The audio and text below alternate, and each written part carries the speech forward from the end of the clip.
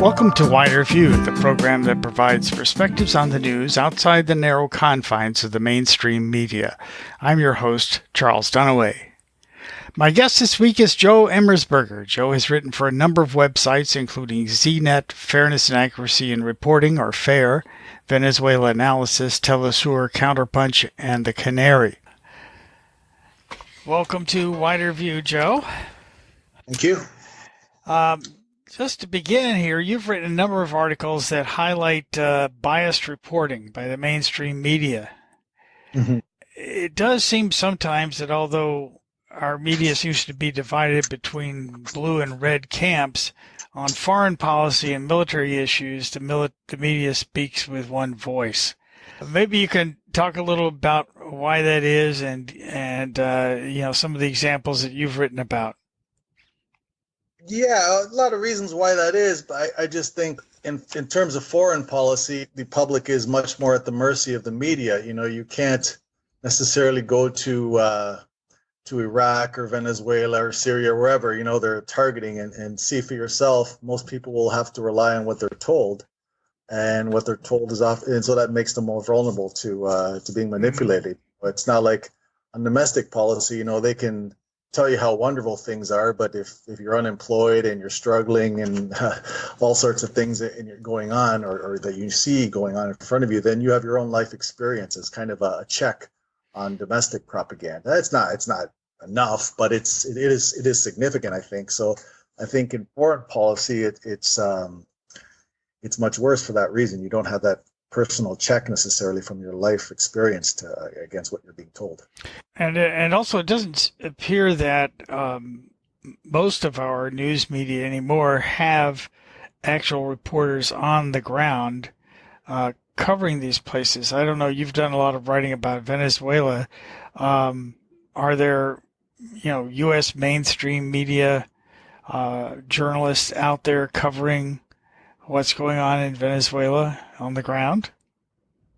Well, yeah, there are, but I don't think it would make. I think that is an issue. I mean, I don't want to dismiss that as a problem. I mean, when you make people insecure in their jobs, reporters are, at the lowest levels have become more and more insecure in their jobs, and that's not going to encourage. That's not going to make them bolder. If anything, it's going to make them more. It's going to put pressure on them to. And also, if there's deadline pressures, things like that, you want to get something written quickly. Well, what's a good way to get something written quickly? Just go with whatever's handed to you by some organization that has the resources to just here you go. Here's a press release or a statement. You can just copy paste. Boom. You want to get something done quick. You don't want to upset powerful people, advertisers. So lots of structural reasons. The classic analysis, of course, is Chomsky and Herman's. Manufacturing consent, where it goes through all those structural all those filters, as they call them, that encourage a certain type of reporting. But in the case of Venezuela, Alan MacLeod did a really good book called Bad News from Venezuela, where he interviewed a lot of people and did a lot of great analysis. And he talked about the fact, in Venezuela's case, they outsourced the reporting to local journalists who are basically middle to upper class people who are very much pro-opposition and see them, and have pretty much been openly he's documented that they've been pretty much open about their first priority is to help the opposition, the U.S.-backed opposition, against what they see as the evil government. They don't have correspondents themselves. The kind of journalists they go to are, the kind who repeat the same basic political line that the elites in Washington and in Ottawa and London and that they want in the Western countries. They want to hear. It seems to me that, it really would be helpful to have a guide for how to read some of these mainstream media articles. I tend to look at these things and note that, all of the governments of countries that we, for whatever reason, don't like are regimes. Right. Ours is a government, theirs is a regime. Right. We have a president, they have a dictator. Right. Often an evil dictator. Maybe there's some other clues you can provide for how media can be deciphered. Well, there's no easy way. I think it's just finding people who have alternative views and contrasting and seeing whose arguments and facts stack up. You know, one thing you got to be careful about is not everything the corporate media says is false. For instance, I don't think there's any question that Saddam Hussein was a brutal dictator. Uh, Obviously, that wasn't nearly enough to justify the Iraq War, but there's often a kernel of truth in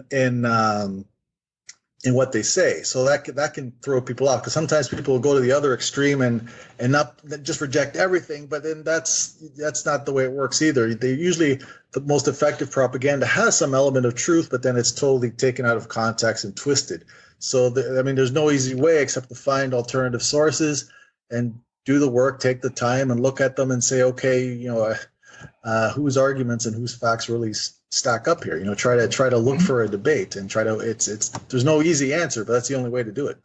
Right. It's very difficult, I think, to find. You were talking about major media outlets using biased local sources, but it's really difficult, I think, for most media consumers to figure out which of the stories is correct, whether it's Venezuela or Syria.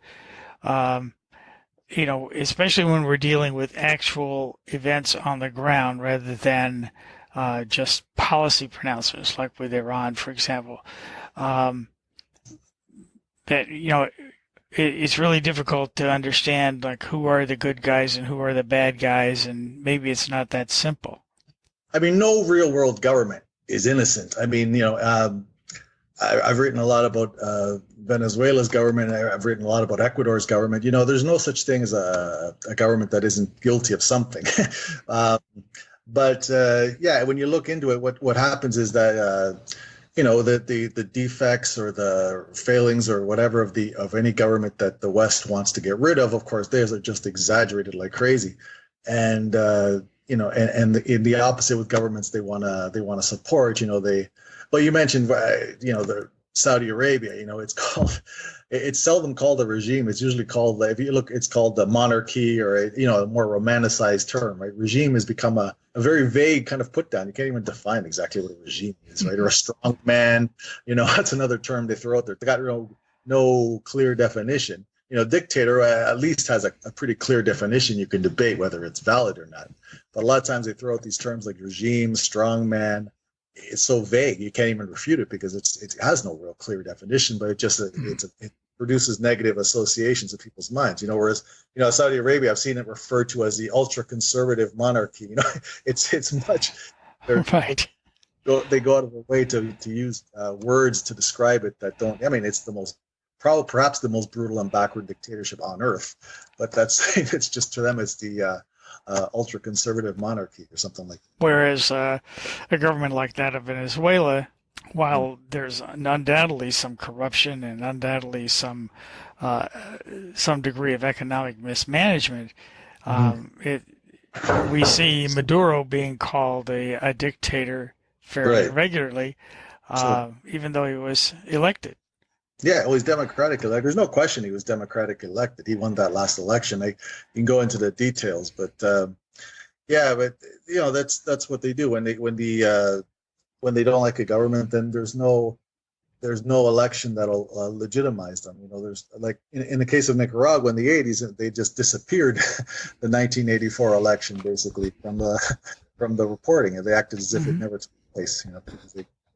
So yeah, that goes on all the time. So and you see it with people as well. Not just governments. For example, Julian Assange, he's been converted into this major hate figure that very few people with any kind of platform want to defend.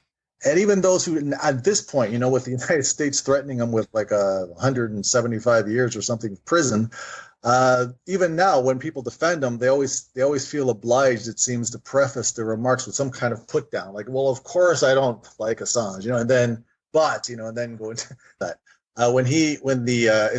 He partnered briefly with the establishment media, with big outlets like the New York Times, Washington Post, the Guardian in the UK, and some other But then he gradually kind of expanded out the number of outlets to he was working with on the Cablegate, and other releases. So for a brief period, I don't know, for like 2010 till about 2010, around he was kind of well regarded and winning awards, and he wasn't this hate figure then. That took off, shortly after he ran afoul of of his mainstream partners, and I could see that coming. I don't fault him for working with them, because his rationale was, whistleblowers take these tremendous risks to like Chelsea Manning did. I mean, she's still in jail, for goodness sake.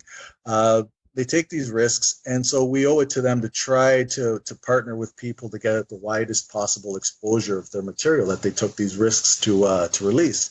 So there was a rationale for it that was good, but these outlets are the same outlets that made all these wars and all these horrible things possible.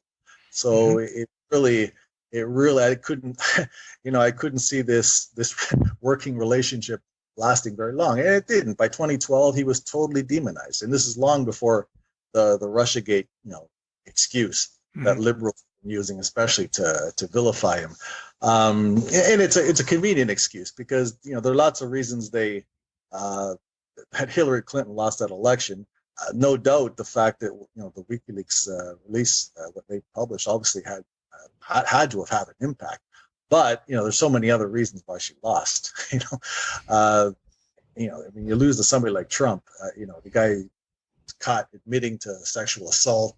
Caught bragging about it. This was before the vote.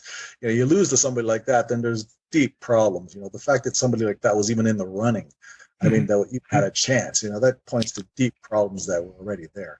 And like I said, Assange was a hate figure long before that ever happened. Right. So that was kind of that. I think I see that as an excuse, really. But yeah, so now he's facing 175 years, and Chelsea Manning, she did not get much better support either, and there was even less of an excuse to pile on her. I mean, all she did was at tremendous personal risk exposed war crimes. And you have groups like, for instance, Amnesty International never declared her a prisoner of conscience. In fact, I contacted them a few months ago when she was sent to jail again for refusing to testify before the grand jury, and they said, "Well, we hope that she isn't held for very long." I mean, what? That's right. Internet. Like they should be screaming from using their platform, their prestige, or whatever, to scream from the rooftops that this is outrageous. I mean, what they're trying to do with Chelsea Manning is they're trying to pressure her to try to basically hope they can bait her into or trip her up into saying something that'll help them with their case with Assange, because all the testimony she already gave in her trial, they know isn't they know they don't think it's good enough. So they want to squeeze her for more. This is outrageous. And she, again, she's taking a principled stand, refusing to testify. And you would think that an organization like Amnesty would have her back completely, 100%, and they don't. No, and you would think also that the major media outlets would do so as well. I mean, if they're beginning now to see the attack on Assange as an attack on press freedom, but the attack on Chelsea Manning, I mean, that's an attack on journalist sources. Sure, it's an attack on their sources, and also just common sense. If you're, I mean, Amnesty, I've chased after them for years, asking them why they wouldn't declare Chelsea Manning to be a prisoner of conscience, and they kept giving me, I had to chase them a lot because they didn't want to answer, but eventually I got them to answer, and the excuses were just ridiculous. I mean, they were saying, well, we're not 100% sure that all the information she released had to do with human rights abuses. I mean, just the collateral murder video alone just destroys that nonsense. And then they also said that, well, we're not sure she was responsible enough, in releasing information. I mean, she went to WikiLeaks, and at that time, WikiLeaks even tried to work with the U.S. government and say, okay, you're worried about people being harmed by this. Okay, well, tell us what you want, what we should redact. They were willing to work with them. Eventually, WikiLeaks ended up having to basically dump the information because for a few reasons, but one key reason was a Guardian editor, David Lee, I believe his name. He wrote a book where he put the password, which was unbelievably, in my opinion, it looks malicious, not just stupid. But he put the password in, and combined with some other people who turned on Assange, that created a situation where the intelligence agencies all over the world could potentially look at documents and see them unredacted, possibly see people who are named in them who might not be aware that they're named in them. So that was a kind of a dangerous situation. So WikiLeaks decided, okay, we're going to put it all out there and at least give people a chance to know that, whoa, okay, we're named in this, and maybe they can take measures to protect themselves or something. But in the whole trial with Chelsea Manning, one of the key things that came out of that was the government was never able to show any harm came from what she did. So, I mean, just no excuse for, and this is a major human rights group, and I get on them a lot because, so often the media turns to these groups like Amnesty, like Human Rights Watch. It's kind of like an idea laundering process. They say, okay, well, don't believe us, don't believe Republicans, don't believe Trump, but surely you must believe these good NGOs, these right. NGOs. And, so it's kind of it's a part of the whole propaganda campaign that is very good at it'll take in a lot of people who have decent impulse, especially liberals, decent and kind of so-called progressive ideas, and people like that with that kind of attitude will kind of get taken in by that. So I think it's important to focus on them because I think those groups have become kind of a key part of the whole propaganda system. Mm-hmm. No, I would agree with you. I think that's been particularly important as regards the Syria war, for example. You're touching on something that I did want to get on, and that's sort of the sin by omission that we often get in the media. A good one is today. A story. The Washington Post released a story based on an audio recording of Secretary of State Mike Pompeo in a private meeting with Jewish leaders somewhere in Washington, I think, saying that the U.S. would act to stop Jeremy Corbyn from becoming the British Prime Minister. Mm-hmm. But I see lots of mention of that in the UK press. I see lots of mention in the Israeli press. I'm not seeing many U.S. press outlets that are picking up that story. Yeah, that's pretty amazing. That's pretty bold. I mean, to even say that even privately, because I'm sure he's not stupid enough to think that couldn't get out. And maybe they even wanted it to get out. Maybe who knows? It's so arrogant. Maybe they want to intimidate or, who knows what their thinking is. But it's pretty outrageous because with all the fuss that's been made about supposed alleged Russian interference in the U.S. electoral process or political process, there he is stating pretty boldly that that they're going to do some weird, vague thing to push back or to interfere with British politics. That's pretty strange. Yeah. Well, let me bring this back to journalism. You're a writer, and you write for several different internet sites. But one of the things that strikes me about journalism here in the current iteration of it is that we used to have a system in which advertisers primarily paid, or subscribers paid for journalism. They plunked down money to print publications or to television stations, and those organizations paid journalists to go wherever they needed to go and report on things. But the internet seems to be a kind of pay-free environment. I mean, people are used to getting, people simply go around the paywalls and don't want to pay for people's writing.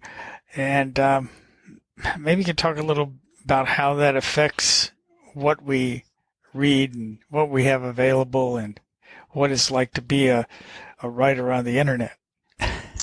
Yeah, I think it's a serious problem finding a good way to pay for journalism because it takes resources, right, to do original journalism. Like, you know, in even the best, like people who like me or generally do like media criticism, you know, we're still relying on the original reporting that comes from corporate sources in a lot of cases. Now we can go to sources beyond that. You know, we have other people like on the ground, for example, in Venezuela, we have the people from Venezuela Analysis, and you know, if you're able to read Spanish, then you can read the newspapers there directly, read other people.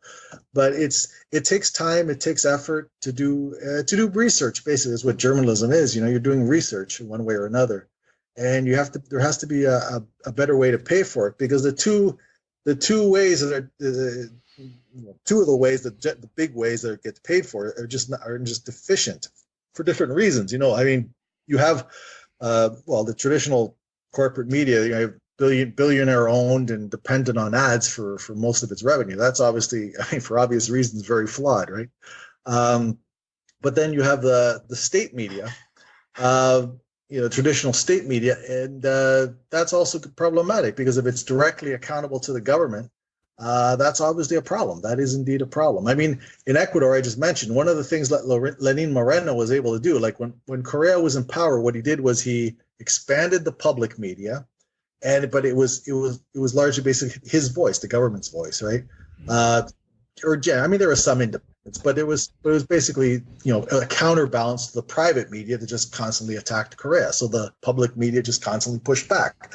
So, but that situation wasn't sustainable, because as soon as Lenin Moreno came in and decided he wants to go 180 degrees, well, he doesn't have to even do anything with the private media. All he has to do is just, you know, switch things up in the in the public media, and then you have media monoculture all over again. You know? Right. So I think my opinion, the best idea around that is what Robert McChesney and other guy, his last name is Nickel. I always forget his first name. But Dean Baker's also elaborated on this idea, and they have this idea of vouchers, where the government supplies funds, but basically it supplies them to every voting age person in the form of a voucher. So it says you own, say, $250 worth of the government's budget, and you can allocate that $250 to any non-commercial, non-advertising outlet of your choice. But for example, like your show, right? So every voter can decide, okay, I'm going to send this government money, I'm going to send it to, you know, A, B, and C outlets, right? And so that way you have a system that, the funding comes from the government, but it's actually individual voters who decide who gets the subsidy. So the idea is to make it independent of the government, or keep a significant independence from the government, and at the same time also it's not a corporate media like that we have that's so dependent on these big billionaire owners and corporate advertisers and all that. So it's a system that they've suggested. I think it's a great idea, you know. But yeah, it's a big problem, because you need a way to pay for it. Because if you had a subsidy like that, you could get people paid properly to actually go out there and do serious research. You know, it does cost money. One way or another, you know. You're taking your time, you're taking your away from your family, whatever. Even if you're doing it on an amateur basis, somebody's always paying a price. That's true. If there's anything that you'd like to get across to the audience that I haven't asked you about, go ahead. I just, Julian Assange, that's a big issue right now. You know, it's huge that he be, it's so important that he be supported, because he is so vilified by all these people in the traditional and the establishment media. It's absolutely disgusting.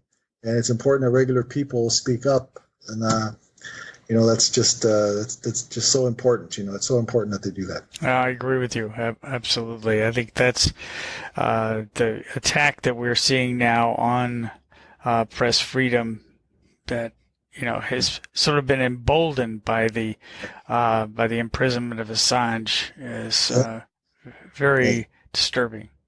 Sure, yeah. Of course it's So, anyway, thanks very much, Joe. Thanks a lot. Take care. You too. Bye-bye. Thanks to Joe Emersberger for joining me this week. In case you missed it, recent guest Phil Giraldi published an article recently entitled Internet Free Speech All But Dead. Giraldi notes that social networking sites have voluntarily employed technical fixes that restrict some content and have also hired reviewers who look for objectionable material and remove it. YouTube has already been engaged in deleting existing old material and is working with biased partners like the Anti-Defamation League to set up guidelines to restrict future content.